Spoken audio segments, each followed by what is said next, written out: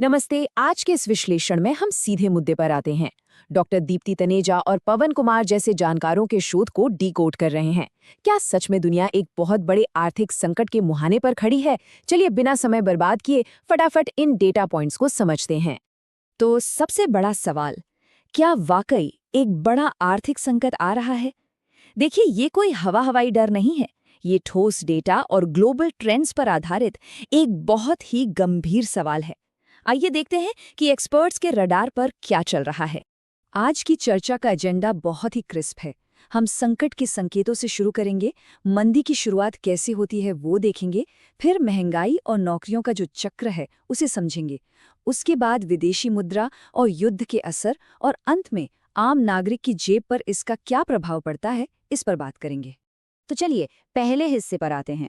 वो कौन से चेतावनी संकेत हैं जो मंदी की पहली आहट देते हैं? एक्सपर्ट्स इन 4 चीज़ों पर बहुत बारीकी से नज़र रख रहे हैं। बेतहाशा बढ़ती महंगाई, तेज़ी से बढ़ती बेरोजगारी, ग्लोबल लेवल पर जो एक गहरी अनिश्चितता बनी हुई है, और मंदी के बिल्कुल साफ दिखने वाले संकेत। सोचिए, ये वो पहले डोमिनोज हैं जिनके गिरने से पूरी की पूरी वित्तीय स्थिरता खतरे में पड़ जाती है।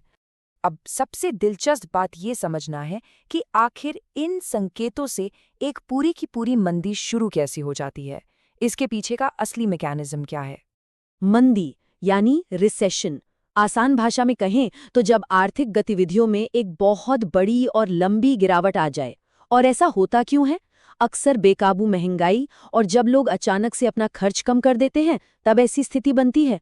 और यहीं पर संकट का सबसे बड़ा विरोधाभास देखने को मिलता है। शुरुआत में क्या होता है, बहुत ज्यादा मांग होने से कीमतें एकदम ऊपर चली जाती हैं, लेकिन कुछ समय बाद यही आसमान छूती कीमतें हमारी क्रय शक्ति यानी खरीदने की क्षमता को ही पूरी तरह खत्म कर देती हैं। है ना अजीब बात? अब हम तीसरे हिस्से की तरफ बढ़ते हैं, जो कि सबसे ज्यादा डराने वाला है, महंगाई और नौकरियों का चक्र। ये एक ऐसा दुष्चक्र है जिससे बाहर निकलना बहुत मुश्किल होता है। इसे इस 4 स्टेप्स वाली चेन रिएक्शन की तरह समझिए। सबसे पहले कीमतें बढ़ती हैं। इसके कारण मांग एकदम से नीचे गिर जाती है। जब मांग ही नहीं होगी तो कंपनियां अपना उत्पादन धीमा कर देंगी, और फिर अंत में क्या होगा? भारी मात्रा में छटनी यानी लोगों की नौकरियां जाएंगी। जो डेटा पैनल ने शेयर किया है वो भी इसी दर्दनाक सच्चाई की पुष्टि करता है। बेतहाशा बढ़ती हुई महंगाई अंततः उद्योगों में छटनी और बेरोजगारी को सीधा बढ़ावा देती है। इसमें कोई दो राय नहीं है। अब थोड़ा अपना नजरिया बढ़ाते हैं और देखते हैं कि कौन से बाहरी फैक्टर इस आग में घी डालने का काम करते हैं। विदेशी मुद्रा भंडार और युद्ध के जोखिम को समझना भी बहुत जरूरी है। किसी भी देश के लिए गिरता हुआ विदेशी मुद्रा भंडार या फॉरेक्स रिजर्व एक खतरे की बहुत बड़ी घंटी है। क्यों? क्योंकि जब दुनिया भर में कोई आर्थिक झटका लगता है तो यही भंडार देश को बचाता है। इसके कम होने का मतलब है कि शॉक बर्दाश्त करने की ताकत तेजी से कम हो रही है। और अगर इसमें युद्ध या जियोपॉलिटिकल टेंशन जुड़ जाए तो स्थिति बहुत तेजी से बिगड़ती है। देखिए, 1 महीने के अंदर ही ग्लोबल सप्लाई चेन टूट जाती है। 6 महीने होते होते पेट्रोल, गैस और ज़रूरी चीज़ों के दाम आसमान छूने लगते हैं, और 12 महीने के अंदर एक बहुत ही गहरा घरेलू संकट खड़ा हो जाता है।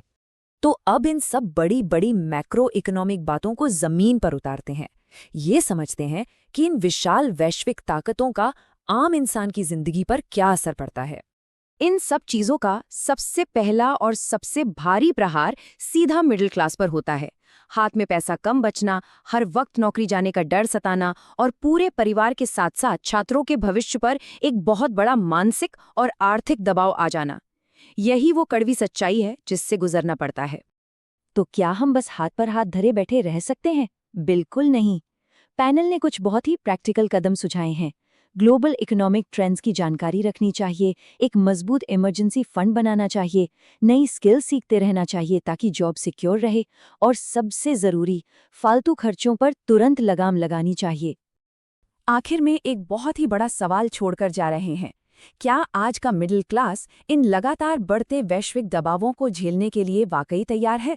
इन विशाल आर्थिक डोमिनोज के सामने एक आम इंसान की असली ताकत क्या है? इस पर जरूर विचार कीजिएगा। इस विश्लेषण में जुड़ने के लिए बहुत बहुत धन्यवाद।